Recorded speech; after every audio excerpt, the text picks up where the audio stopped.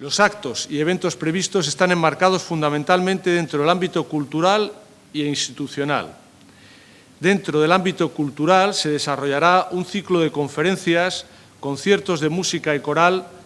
edición de un sello conmemorativo del centenario, muestra de pintores militares aragoneses, exposición de premios Ejército y colaboración con la Feria del Libro de Zaragoza.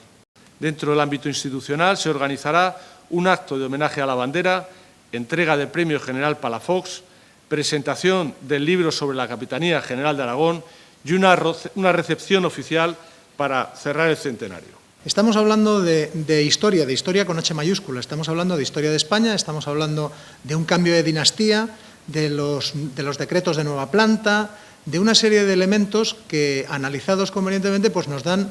a entender la importancia objetiva que tenía Aragón, el peso específico que tenía Aragón en el conjunto de España, de aquella España de principios del XVIII, que todavía era muchísima España, y que a mediados de ese mismo siglo XVIII, y con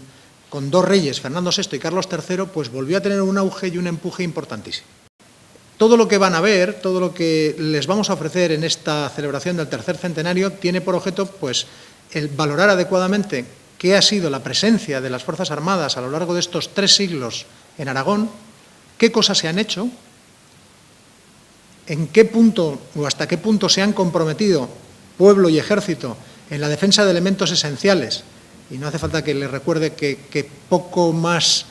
un poco menos de 100 años después de la creación de la Capitanía, pues tuvo lugar una epopeya más que gloriosa sobre esta ciudad, sobre Zaragoza.